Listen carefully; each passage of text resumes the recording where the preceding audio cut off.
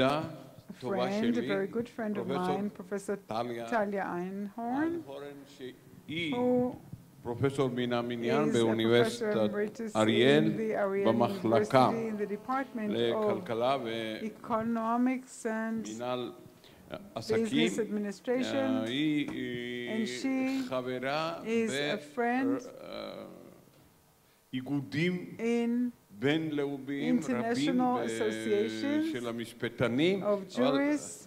מחמת הצניעות שלה ביקשה But because לא she was לפרט את so modest, השמות she של asked me not האיגודים to האלה, enumerate כך the שאני names of those מזמין את פרופסור associations. I would איינהורן like to call Professor המפורסמת, הייתי Einhorn, אומר, the well לתת known, לנו the הרצאה. renowned, professor to give us a lecture.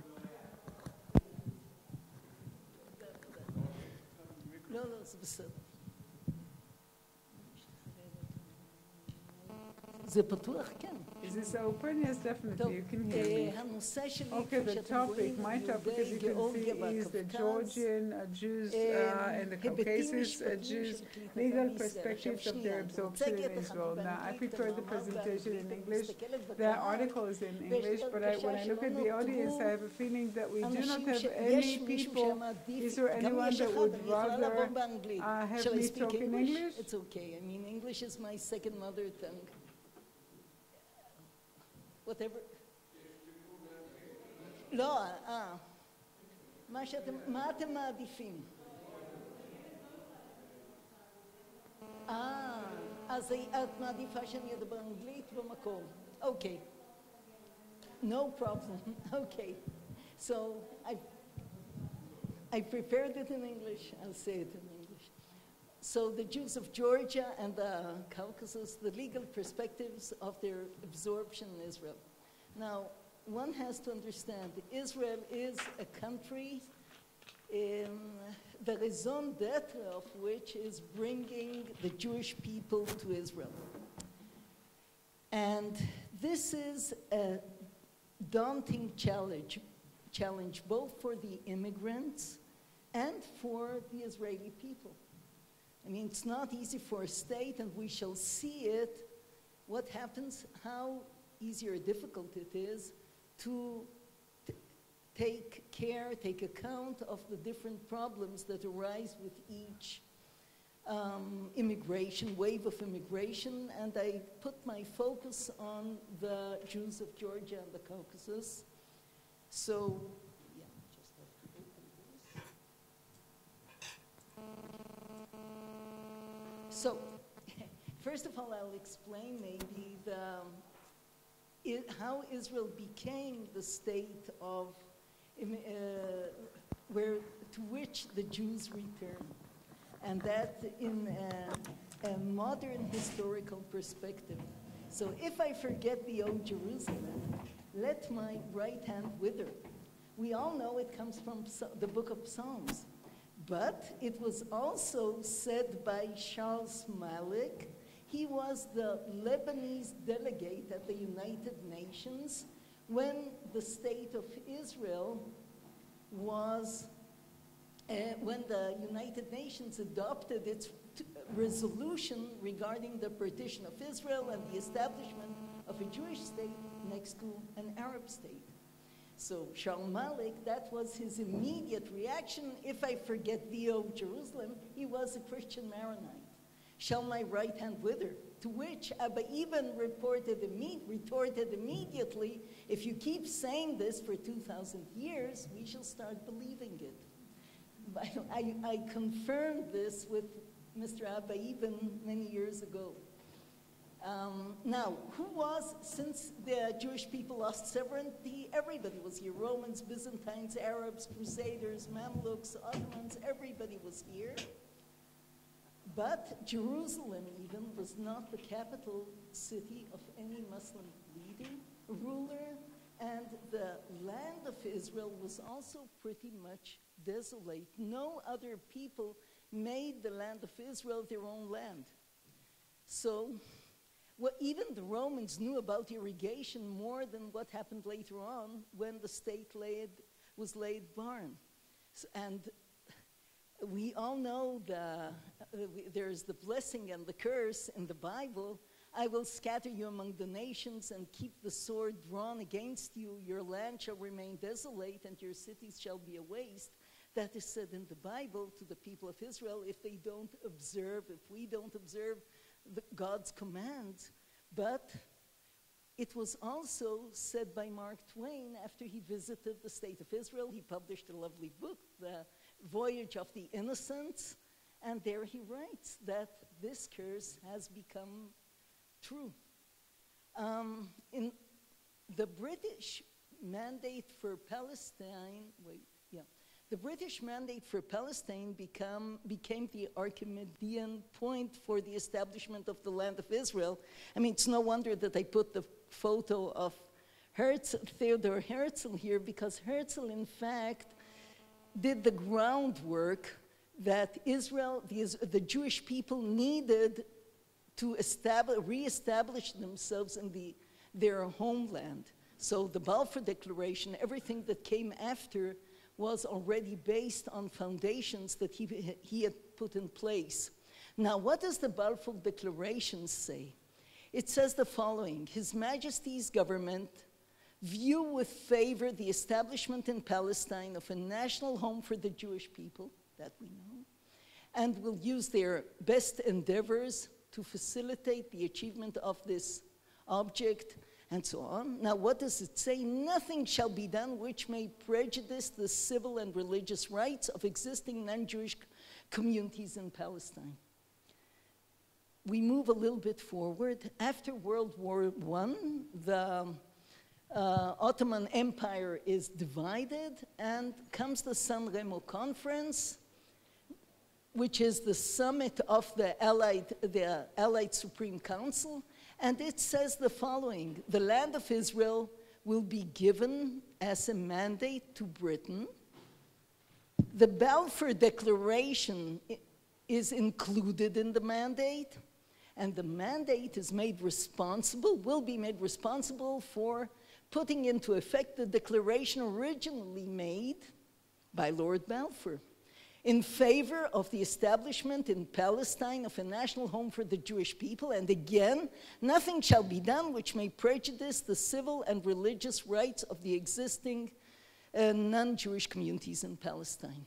And then we move to the British mandate itself, approved by the League of Nations.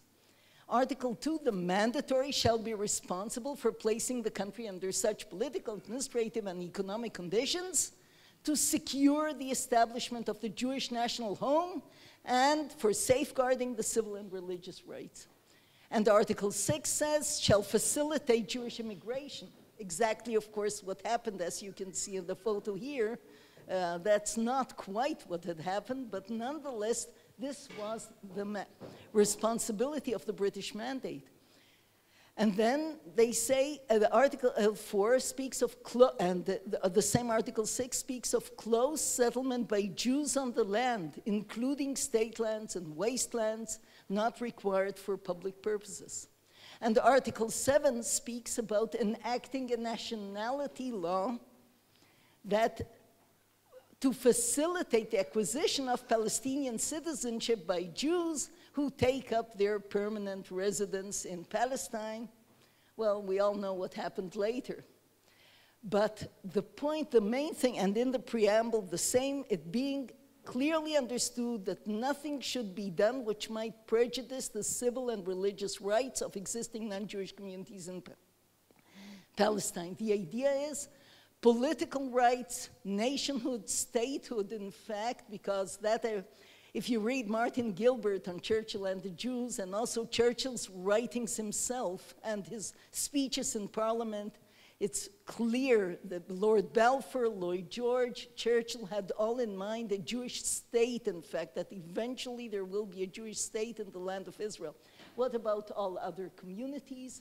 They don't speak of political rights. They say their civil and religious rights will not be prejudiced. Now, one has to understand that the British mandate for Palestine is a special, a sui generis, as we call it, A-class mandate. Most mandates were given to people who were going to free themselves, liberate themselves from colonialism. The mandate for Palestine is the only one given in favor of an independent statehood in favor of the Jewish people who were at the time a minority, for a people who were not the majority in their own land, except in Jerusalem, when even in the 19th century they were already the majority. So, and if we look now at the Palestine Order in Council of 1922, which was enacted by the British Mandatory in order to implement the mandate, it does something indeed about the civil and religious rights. It decides that matters of personal status, jurisdiction of religious courts, and the second schedule, list of recognized religion, it decides that matters of personal status will be submitted to the jurisdiction of religious courts. And in the second schedule, we have a list of recognized religious communities. You'll soon see the list. Full liberty of conscience and free exercise of worship, autonomy for internal affairs, something which we hardly see in the Middle East, as we all know nowadays. By the way, the idea of autonomy comes already from the Ottoman Empire. So, who are these communities? Yeah, oops, sorry. They should be coming up here. Yeah, here they are. So we have Jews, Muslims, Druze, members of one of the recognized Christian communities. These are Eastern Orthodox, Latin Catholic, Gregorian, Armenian, Syrian, Chaldean, Greek Orthodox, Maronites, and Israel added eventually also the Evangelical Episcopal and the Baha'is. Almost everybody has his religious community, which is recognized by the State of Israel with an autonomy. By the way, even in Israel today, for maintenance and marriage and divorce, we apply the personal religious law of each person. Now, then we move on to the Declaration of Independence, which essentially says the same, whereby a state was established in Eretz Israel, the land of Israel, to be known as the State of Israel. The state will be open for Jewish immigrants, for immigration from all exiles. It will foster the development of the country for the benefit of all of its inhabitants, and so on. And it retains the civil and political rights. It will not prejudice of all community. It will guarantee freedom of religion, conscience, language, education, and culture of all other communities. So, as we see, Israel is indeed the Jewish state, and we have the law of return, which originally simply said the right of every Jew to immigrate, return to Israel. And the Jew means, in the regular sense, a Jew is whoever is born to a Jewish mother and did not change his religion voluntarily. Every Jew has the right to come to this country, Israel, as an ole, we call it. We ascend to Israel. Every ole becomes a citizen of the state of Israel, unless he declares that he doesn't want to have the citizenship. But comes 1970 and start the waves of immigration, especially from the USSR. That's the very beginning of the immigration. And then we have to extend and amend the law of return. So the rights of the Jew under this law were extended to not only to the Jews that we had before, but also whoever is the child or grandchild of a Jew, the spouse of a Jew, the spouse of the child, the spouse of the grandchild. And it's even immaterial whether the Jew is alive or dead, that Jew, or whether he is claiming it or not. It doesn't really matter.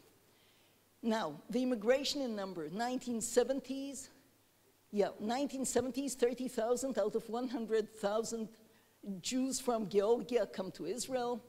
1990s comes the larger wave, and at present we have about 110,000 Jews from this diaspora living in Israel. The numbers in context. In 1948, the whole Israeli population is 600,000. By 1950, 680,000 immigrants, meaning there are hardly, I think there is no other country that absorbed so many immigrants from so many countries I would say with such success too.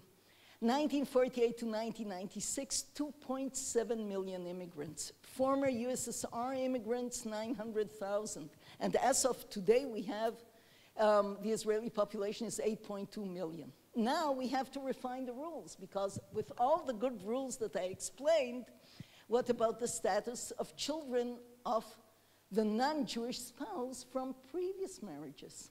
What about the status of the parent of the non-Jewish spouse? So I'll give just, first of all, for each one of them, rules were made, special rules. So Section 8 of the Nationality Law about the status of children of non-Jewish spouses, there was a procedure put in place. The minor has to be the child of a lawful custodian parent in the process of acquiring Israeli citizenship, which takes about 4 years for the non-Jewish spouse.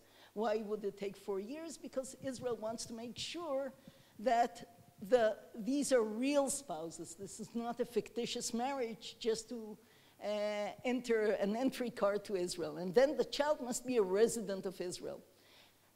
Now, if both parents are custodians, the child cannot acquire citizenship over the objection of the other parent who does not live in Israel.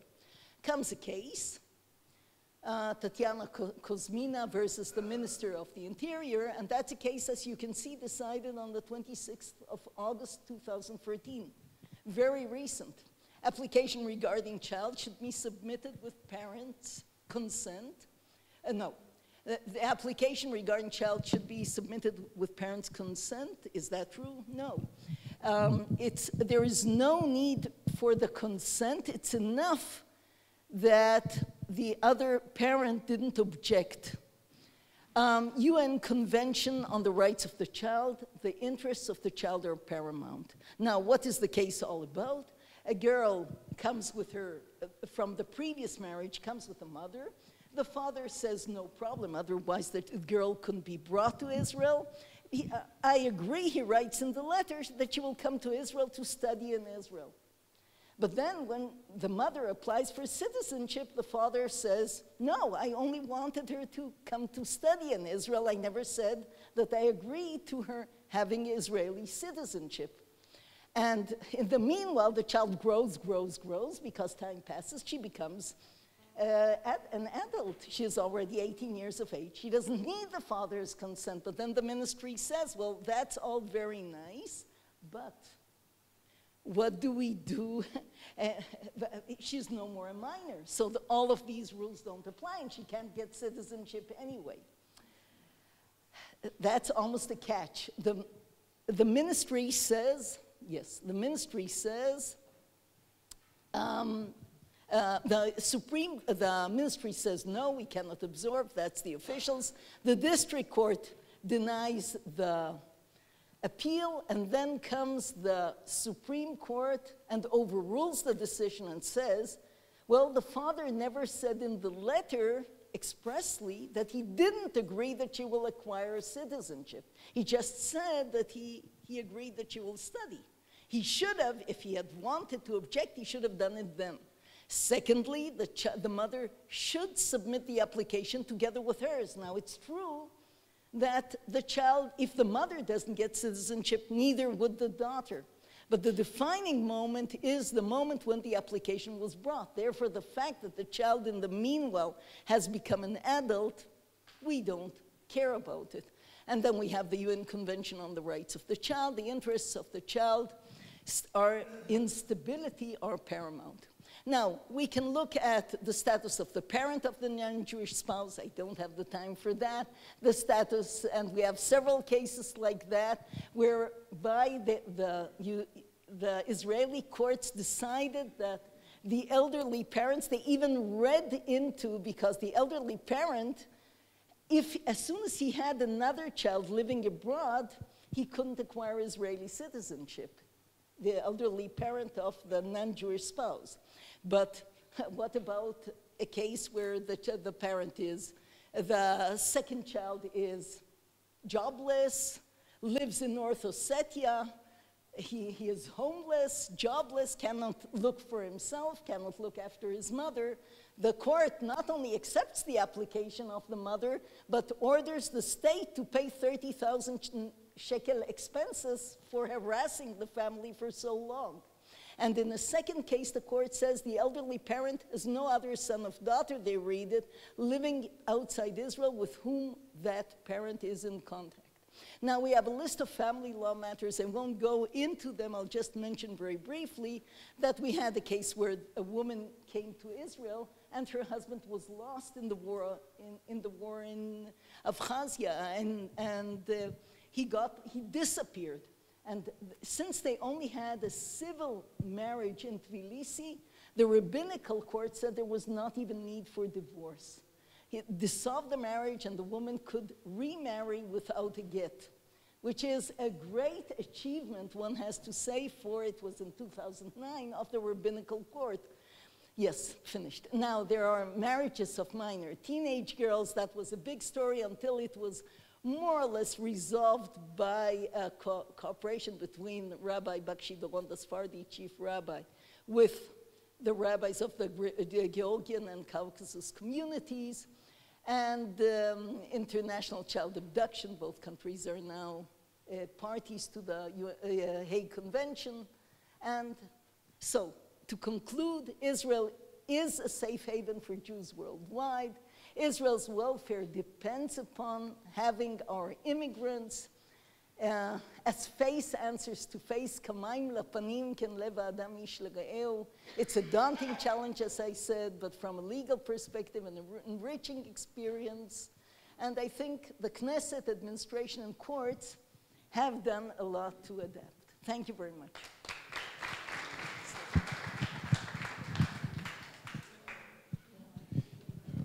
אני באמת מצטער שאין לנו זמן כדי לשמוע את כל עיקרי ההרצאה המאלפת של פרופסור איינהורן, אבל אין מה לעשות.